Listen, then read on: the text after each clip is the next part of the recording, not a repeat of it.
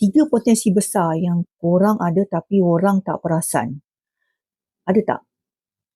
Pertama, korang cepat faham orang walaupun dia tak bercakap. Benda ni bukan semua orang ada tau. Kalau korang boleh read the room, detect emosi, intention orang, itu tanda kau ada kecerdasan interpersonal dan emotional intelligence. Dalam kerjaya, skill ni boleh jadi macam satu yang emas lah untuk department human resource, psikologi, sales, founder dan strategis. Kedua, korang senang belajar benda baru tau. Tapi cepat bosan kalau ulang benda yang sama. Ramai ingat ini kelemahan.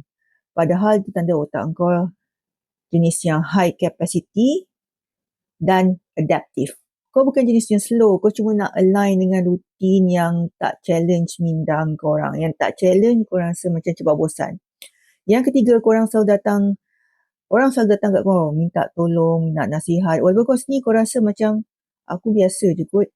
Ini maknanya kau ada potensi leadership, problem solving dan influence orang lain.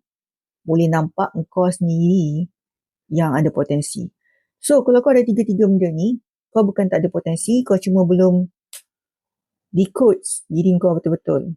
Aku ada buat analisa potential X, ada reports yang boleh reveal kekuatan sebenar korang, bidang kerja yang paling sesuai dan cara kau function otak dan hidup korang. Cuba klik link bio. Dapatkan Potential X reports.